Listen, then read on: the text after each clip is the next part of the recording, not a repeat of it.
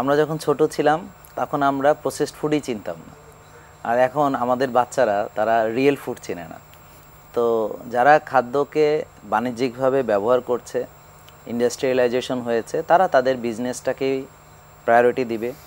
TV খুললে আমরা যে বিজ্ঞাপনগুলো দেখতে পাবো, অথবা চতুর্দিকে, এমনকি আমরা ডাক্তাররাও যেভাবে একটা ডায়াবেটিস রোগীকে 6 বেলা চিনি খাওয়ার পরামর্শ দিচ্ছি, একজন নিউট্রিশনিস্টের কাছে গেলে উনিও তাকে 6 বেলাই খাওয়ার পরামর্শ দিচ্ছেন। এবং অনেক সময় আমরা তাদেরকে প্রকৃত খাবার আর প্রসেসড ফুডের পার্থক্যটা ধরে দিতে পারছি না। তো এক্ষেত্রে আমি মনে করি আমাদের সবারই দায়, আর আমরাও অতটা সচেতন নই। আমরা যদি একটু ভাবি যে আমরা আগে কি করেছি, বা যখন মানুষ কৃষিকাজ করতো তখন কিভাবে খেত, তারা 12-14 ঘন্টা পরিশ্রম করতো, 1-1.5 গামলা ভাত খেত দুবেলা, তবুও তারা ডায়াবেটিস হয়নি, কারণ তারা সেটাকে বার্ন করেছে। এবং সেগুলো প্রাকৃতিক মোটা চাল ছিল, ঢেকি ছাটা চাল ছিল। আর এখন চালগুলোকে সরু করা হচ্ছে, আর আমরা তো কোনো কাজই করছি না, খাবার আপনার খাচ্ছি। কথা থেকে আবার নতুন প্রশ্নের উৎপত্তি ঘটলো।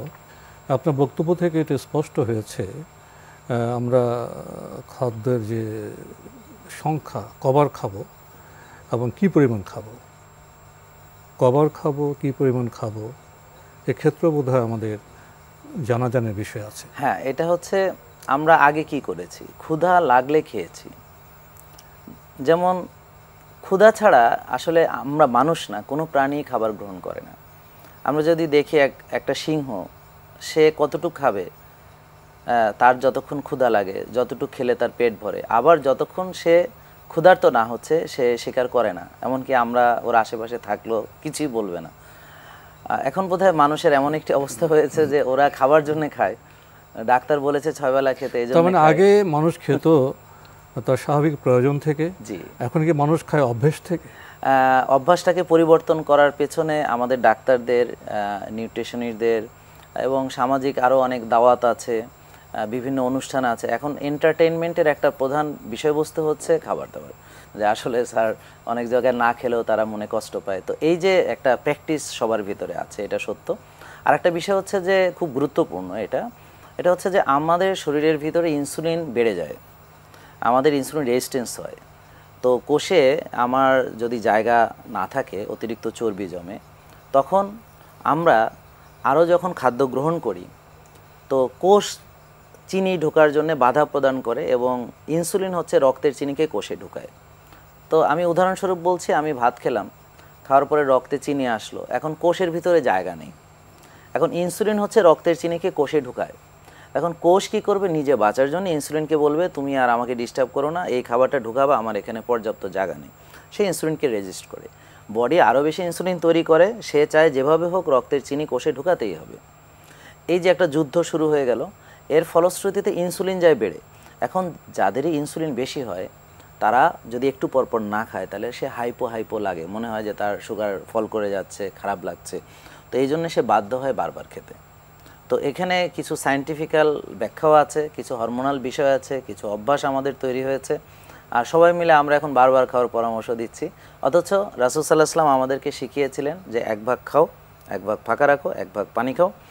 আর আমরা দেখেছি আগে সাহাবারা প্র্যাকটিস করেছেন, ওনারা যে ক্ষুধা লাগলে খাবে, ক্ষুধা না লাগলে খাবে। ওনারা খুব কম খেতেন, জীবন বাঁচিয়ে রাখার জন্য ঠিক যতটুকু দরকার এর বেশি খেয়েছেন বলে আমার জানা নেই। আরেকটি বিষয় হলো, খাদ্য যখন আমাদের সামনে উপস্থাপন করা হয়, এখন তো নানাভাবে নানা ব্যবস্থাপনায় নানা রঙে খাদ্যকে সাজানো হয়। তো মানুষের তো চোখ আছে, জি, তার প্রবৃত্তি আছে, আকাঙ্ক্ষা আছে, দেখলেই তো খেতে ইচ্ছা করে। একদম সত্য কথা। কিন্তু সব মানুষকে সব কিছু খেতে পাবে? এখানে ব্যক্তির অবস্থানটা, জি, ব্যক্তির বাস্তবতাটা কতটা গুরুত্বপূর্ণ, এটা হচ্ছে সবচেয়ে বোঝার বিষয়। এটা আমরা আসলে কি অন্ধের হাতি দেখার মতো, 10 অন্ধ মিলে হাতি দেখতে গেছে, তো যে কান ধরেছে ও বলেছে কুলার মতো, যে পা ধরেছে ও বলেছে হাতি তো একটা খাম্বার মতো। তো এই গল্পটা আমরা অনেকেই জানি। অর্থাৎ কিনা সবার জন্য এক খাবার হতে পারে না। আমরা দেখেছি মরুভূমির লোকজন, তাদের খাবার ভিন্ন। আমাদের নবী করিম সাল্লাল্লাহু আলাইহি ওয়াসাল্লাম মরুভূমির বাইরের কোনো খাবার খেয়েছেন বলে আমাদের জানেন, ওখানে স্থানীয় খাবারগুলো উনি ছোটোবেলা থেকে খেয়ে বড় হয়েছেন। আবার যারা বরফের দেশে, তাদের খাবারের প্র্যাকটিসটা ভিন্ন রকম। আমরা যারা কৃষিকাজ করি, 12-14 ঘন্টা পরিশ্রম করি, তাদের খাবারের আরেকটা প্র্যাকটিস আছে। আর আমরা যারা শিকার করে খেয়েছি আগে, গুহাবাসী তারা, বা এখনও যারা শিকারী আছেন, তাদের প্রোটিন বেসড খাবার, তাদের খাবার একটা প্যাটার্ন আলাদা। প্রতিটা প্রাণী তার মনে করেন যে বসবাসের স্থান, স্থানীয় খাবার, যেমন একটা সিংহ তার বন থেকে এই শিকারগুলো সংগ্রহ করে, একটা হরিণ সে তার খাবার সংগ্রহ করে তার এরিয়া থেকে। তো আমরা এখন দেখা যাচ্ছে যে বর্তমানে যে সময়টা পার করছি, এরকম সময় আগে কখনো মানুষ পার করেনি। যেমন এখন সে কোনো কাজই করে না, কোনো কায়িক শ্রম নাই, হয়তো ব্যায়ামও করে না, এত বেশি চিন্তা বা কাজ স্ট্রেস। করে, তবে হ্যাঁ, এটাই বলছি যে কায়িক শ্রমিক কায়িক শ্রম নেই, মানে এত বেশি কাজ করে তার স্ট্রেসটা ব্রেনের উপর সব চাপটা পড়তেছে, শরীরটা আরামায়েসে কাটাচ্ছে।